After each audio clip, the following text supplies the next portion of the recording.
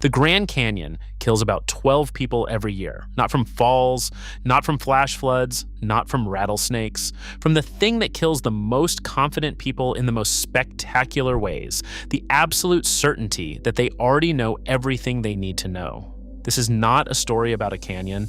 It's a story about a particular kind of person who arrives at one of the most dangerous places on Earth and decides, before they've taken a single step down, that the rules were written for someone else. 5 of them. 5 different trails, 5 different flaws, 1 canyon that treated each of them with the same indifferent precision. By the end of this, you will understand something about the Grand Canyon that most tourists never learn, and something about human nature that's far more unsettling. Because the canyon didn't kill these people. Their certainty did, and the canyon was just there to collect. Hold that thought. Because the first story starts with a woman who should have known better than almost anyone. It's 4:47 a.m. on a July morning in 2019. The South Rim sits at 6,800 feet, and the air is still cool enough to make you believe the day is going to be forgiving. Bonnie Baxter, 47 years old, ER physician with 22 years of emergency medicine behind her, is lacing up her boots at the Bright Angel trailhead. She's fit. She's organized. She has, by any reasonable measure, more physiological knowledge in her head than most people who will ever hike this canyon. Her guide that morning is a man named Derek Solano, a canyon ranger with 11 years of corridor experience who has escorted more than 300 groups from rim to river and back. Derek has watched heat exhaustion arrive in people who looked absolutely fine 20 minutes before. He has carried people out on stretchers who said, I'm good, right up until they weren't. At the pre-hike briefing, Derek lays out the hydration protocol, 1 liter of water per hour, electrolyte tablets every 90 minutes, no exceptions. He specifically flags Bonnie's hydration hose, a standard reservoir system, and notes that the bite valve is showing wear. He offers a replacement. Bonnie declines. She's an ER doctor. She knows about dehydration. She's fine. What Bonnie doesn't know, what her medical degree never covered, is the specific, brutal arithmetic of the Grand Canyon in summer. The canyon is not a hospital. It does not care what your credentials say. The inner gorge routinely hits 110 degrees Fahrenheit by early afternoon. The rock radiates heat upward from below while the sun hammers down from above. You're cooking from both directions simultaneously. The Bright Angel corridor drops 4,380 feet over 9.5 miles to the Colorado River. Going down is easy, deceptively, dangerously easy. Going back up is when the canyon collects its debts. Derek noticed the hydration hose issue again at the 3-mile rest house, 2 hours into the descent. The valve was seeping, not dramatically, not in a way that would alarm a casual observer, but enough. He flagged it again. Bonnie said she'd monitor it. She didn't replace it. Here's where it gets quietly devastating. At the midpoint of the descent, another group member, a retired teacher named Sandra Okafor, began showing early signs of heat exhaustion, slightly confused, moving slowly, asking for water she'd already consumed. Bonnie had extra. Derek asked her to share. Bonnie refused, citing her own needs on the climb back up. She was rationing. An ER physician, rationing water in the desert, refusing to help a teammate in distress. The group reached the river. They rested. They began the climb out in the early afternoon, later than Derek had recommended, because Bonnie had wanted more time at the bottom. As they ascended, Derek watched Bonnie's pace slow. He watched her reach for her hydration hose more frequently, and then he noticed what she apparently hadn't. The hose had been leaking steadily for hours. Her reservoir, which should have held 3 liters for the climb out, was nearly empty. She had a full backup bottle in her pack, sealed, unopened. She never opened it. They found Bonnie Baxter seated on a boulder approximately 1.8 miles from the rim, in a patch of shade that offered no real protection from the ambient heat radiating off the canyon walls. She was confused. She could not answer simple questions. Her core temperature, when emergency responders reached her, was 104.7 degrees Fahrenheit. She died before they got her to the rim. The backup water bottle was found beside her, still sealed. She had the knowledge to survive. She had the equipment to survive. She had the training to recognize exactly what was happening to her body. And she had, in her final hours, the specific, particular certainty that she understood this situation better than the man who had walked it 300 times. The canyon doesn't grade on credentials, it grades on compliance with physics. Now here's what nobody talks about when they discuss these stories. The warnings are almost always documented, written down, time-stamped. There is almost always a paper trail that runs right up to the moment of death, a sequence of moments where someone said, "This is dangerous," and received in return a dismissal. Jolene Harwood's paper trail is 4 entries long. Jolene, 41, a real estate developer from Scottsdale, had signed up for a slot canyon canyoneering route, a technical descent requiring rappels through narrow sandstone passages. The kind of route where your equipment is not a suggestion, but a structural component of whether you live. She arrived at the gear check with a harness she had purchased online, gym grade, rated for climbing gym use, not rated for the load dynamics of a backcountry rappel. Warning 1, the guide, a woman named Cassie Tran, with 8 years of technical canyon experience, flagged the harness at the gear check and offered a rental replacement. Jolene declined. She had read the reviews. It was fine. Warning 2, a fellow canyoneer in the group, a structural engineer named Marcus Webb, looked at the belay loop on Jolene's harness and said, quietly but clearly, "That stitching looks compromised." He pointed to visible fraying on the loop, the single most load-bearing point on any rappel harness, the place where everything connects. Jolene thanked him and did not change anything. Warning 3, Cassie Tran flagged the fraying belay loop specifically, separately from the initial harness concern, and offered the replacement harness again. Jolene said she appreciated the caution, but she was comfortable with her gear. Warning 4, at the top of the first significant rappel before Jolene clipped in, a second guide named Tomas Reyes asked her directly if she wanted to swap harnesses before the descent. She said no. She went over the edge. The belay loop failed under load approximately 12 feet into the rappel. The failure was not gradual. Frayed material, under dynamic tension, does not negotiate. It decides, in a single instant, that it is done. Jolene Harwood fell. 4 warnings, 4 documented refusals. A paper trail so clear that the subsequent investigation took less than a day to establish what had happened. The canyon did not surprise Jolene. The canyon simply enforced the physics that 4 separate people had already explained to her. What is your experience with gear checks? Have you ever been in a situation where someone told you something was unsafe and you had to decide whether to trust them? There's a phrase that Grand Canyon Rangers use that doesn't appear in any official brochure. Down is optional, up is mandatory. It means that the decision to descend is yours. But the decision to ascend is made for you by your water supply, by the temperature, by the clock.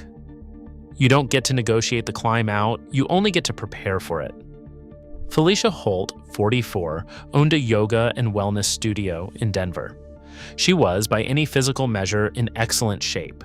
She had completed multiple high-altitude retreats, studied breathwork extensively, and believed genuinely, not cynically, that her body operated differently than most people's, that she had trained herself to need less. To do more with less water, less food, less rest. The Grand Canyon has heard this before. At the pre-hike briefing for her guided Bright Angel descent, Felicia asked the guide, a ranger named Patrick Ames, why the turnaround time for her group was earlier than what she'd seen posted for another group departing the same morning. Patrick explained that turnaround times are calculated based on group composition, pace, and the afternoon heat forecast, which that day projected inner gorge temperatures above 112 degrees by 1 p.m. Felicia asked if the turnaround was enforced or advisory. Patrick said it was the difference between getting out safely and not getting out. Felicia asked if guides had actually stopped people from continuing. Patrick said yes, She accepted this, technically, but she had already made a decision that Patrick didn't know about. At the midpoint of the descent, a natural rest area with shade, Felicia had cached her backup water supply, left it there because she didn't want to carry the extra weight on the descent to the river, and she planned to pick it up on the way back. This is the kind of decision that makes perfect logical sense until it doesn't. The group reached the river. The turnaround time arrived. Patrick called it. Felicia Holt kept walking. She reached the river, spent 40 minutes there, and began climbing out alone, without the group, in the early afternoon. She passed her cached water at the midpoint rest area, and she was already in trouble by then, moving slowly, sweating less than she should have been, which is the sign that the body has stopped trying to cool itself because it's run out of resources to try with. She didn't stop at the cache. She kept going. They found her on the trail, 2.3 miles from the rim, at 3:17 p.m. Her core temperature was 106.1 degrees. Her backup water was sitting at the midpoint rest area, 1.4 miles below her, exactly where she'd left it. The breathwork didn't save her. The heat adaptation training didn't save her. The canyon does not grade on philosophy. It grades on water volume and time of day and the specific merciless physics of a human body trying to function at 112 degrees. What would you have done differently at that midpoint rest area? I'm genuinely curious. Drop it in the comments. Claudia Beverly is the story that doesn't look like the others from the outside. She didn't have faulty gear, she didn't lie on an application, she didn't ignore a physiological warning sign. She simply did what wealthy people sometimes do when they've paid a significant amount of money for something. She treated the transaction as a renegotiation of the terms. Claudia, 49, worked in wealth management in Chicago. She had booked a premium tier guided Grand Canyon expedition, the kind with satellite communication, professional guides at a ratio of 1 per 3 hikers, pre-positioned water caches, and a carefully engineered schedule built around one non-negotiable constraint. The group had to begin the climb out no later than 6 a.m. to clear the inner gorge before peak heat. Claudia's guide, a woman named Renata Osei, with 9 years of canyon experience, had explained this at the pre-expedition briefing, at the trailhead, and again at camp the night before the climb out. The schedule was not flexible. The heat was not flexible. The canyon was not flexible. Claudia Beverly was, it turned out, also not flexible. She emerged for the 6 a.m. departure at 6:23 a.m., having decided she needed more time to prepare. The group waited. They departed at 6:31 a.m., 31 minutes behind schedule. Renata noted it, said nothing beyond what she'd already said. The first shade stop came at a natural overhang approximately 90 minutes into the climb. Renata allocated 10 minutes. Claudia wanted 20. The negotiation cost them 8 additional minutes. Renata documented it. The second stop, at the 3-mile rest house, was supposed to be a water refill and a 5-minute rest. It became 22 minutes because Claudia said her feet hurt and she needed to change her sock liners. Renata asked her to move. Claudia said she had paid for a premium experience and she expected it to be comfortable. By the time the group reached the section of trail that receives direct sun from approximately 11 a.m. onward, they were 2 hours and 37 minutes behind the schedule that had been engineered specifically to avoid being in that section of trail at that time.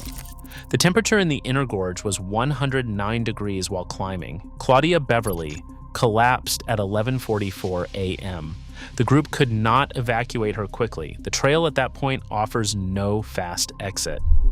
Renata called for emergency support. The group went into emergency bivouac in whatever shade they could find, which was minimal. Renata and her co-guide, a man named Joel Pacheco, stayed with Claudia and worked to cool her while waiting for helicopter support. Both of them suffered serious heat injuries in the process. Claudia Beverly died of heat stroke and exhaustion before the helicopter reached them. 2 support staff were hospitalized. The premium fee had not purchased a different version of physics. It had purchased the best possible guidance for navigating physics, guidance that Claudia had treated as a suggestion from people she was paying. The canyon does not have a premium tier. If you've been following these stories, you've noticed a pattern. Each of these women had a specific, identifiable flaw, not a character flaw in the moral sense, but a structural flaw in their relationship to expertise. Bonnie trusted credentials over experience. Jolene trusted a label over a warning. Felicia trusted a philosophy over physiology. Claudia trusted a transaction over a timetable. Rosyn Fletcher trusted a LIE. Rosyn, 43, was a corporate attorney from Atlanta who had applied for a guided backcountry expedition requiring documented hiking experience. The application asked for specifics: routes completed, distances, elevation gains, conditions encountered. Rosyn listed weekend hikes in Georgia state parks as serious backcountry experience. She described day hikes as multi-day expeditions. She was accepted.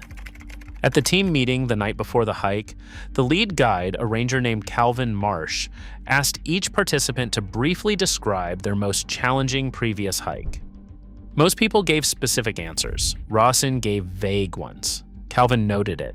He didn't disqualify her. The application had been accepted. The paperwork was done, but he noted it. On the descent, the gaps in Rosyn's experience showed immediately. Her pacing was wrong. She moved fast on the easy sections and slowed dramatically on technical terrain, which is the opposite of efficient canyon travel. She didn't manage her water intake correctly. She didn't recognize the early signs of heat stress in herself because she'd never been in conditions remotely like this. Calvin flagged her pace at the 2-mile mark. He adjusted the group's rhythm to accommodate her. He gave her an electrolyte tablet and told her to drink. She complied, but she was already working 2 to 3 times harder than the rest of the group to cover the same ground. At the turnaround point, Rosyn was showing early symptoms of heat exhaustion, mild confusion, reduced coordination, and elevated heart rate. Calvin recommended she turn back immediately with a support guide. Rosyn refused. She had paid for this. She had taken time off work for this. She was not turning back. Calvin documented the refusal. He continued with the group, keeping Rosyn under close observation. The climb out began. Rosyn's body, which had been working at maximum capacity since the first mile, had nothing left for the ascent. The heat exhaustion progressed to exertional heat stroke, somewhere between the 3-mile rest house and the 2-mile mark. She stopped walking. She could not answer Calvin's questions clearly. She was sitting in the middle of the trail at 10:52 a.m. with a core temperature that, when measured by emergency responders, was 105.3 degrees. Calvin had identified the survivable window, the point at which turning back would have allowed Rosyn to descend to cooler temperatures and recover. That window had been at the turnaround point when he would have recommended exactly that. The refusal had closed it. If you've been in a situation where someone refused to listen to expert guidance despite clear warning signs, a guide, a doctor, a trainer, what did you do? Drop it in the comments. I read everyone, 5 women, 5 trails, 5 different ways of being certain. Here's what the National Park Service data actually shows. The vast majority of Grand Canyon fatalities involve people who received warnings they dismissed. The canyon's rescue operations, which cost taxpayers an estimated $1.2 million annually, are overwhelmingly responding to situations that began with a specific documented moment of non-compliance. A ranger who said, "Turn back here," a guide who said, "Drink this now," a fellow hiker who said, "That doesn't look right." The canyon is not random, it's not capricious, it doesn't ambush people who are paying attention. It is, in fact, one of the most thoroughly warned environments on the planet. Signs at every trailhead, rangers stationed at rest houses, guides trained specifically to prevent exactly the deaths described in this video. And yet, the thing that connects Bonnie and Jolene and Felicia and Claudia and Rosyn isn't stubbornness exactly. It's something more specific. It's the belief that their particular form of expertise, medical, financial, spiritual, professional, transferred to this environment. That knowing things in one domain meant knowing things in this one. The canyon doesn't accept transfers. If you want to understand how to actually survive the Grand Canyon, the real protocols, the specific water volumes, the turnaround calculations that rangers actually use, subscribe. Not to support this channel, but to be part of the community of people who take these places seriously, who want to understand the real rules, not the comfortable ones. The Grand Canyon is 277 miles long, up to 18 miles wide, and over a mile deep. It has been forming for approximately 5 to 6 million years. It has watched civilizations rise and fall on its rim. It has outlasted everything that has ever tried to conquer it. It does not care about your credentials. It does not care about your fee. It does not care about your breathwork or your belay loop rating or the experience you listed on an application. It matters about water volume and core temperature and the specific, unforgiving arithmetic of a human body in extreme heat. Bonnie Baxter sat down on a boulder with a sealed water bottle beside her and didn't open it. That image, the sealed bottle, the unseeing eyes, the canyon walls rising indifferent and orange in the afternoon light, is the one that should follow you out of this video. Not because it's tragic, though it is, but because of what it means. She had everything she needed to survive right there, beside her. The canyon didn't take it from her. Her certainty did. And the canyon, 5 to 6 million years old, 277 miles long, a mile deep, simply waited, as it always has, for the moment when certainty and physics finally met, and let physics have the last word.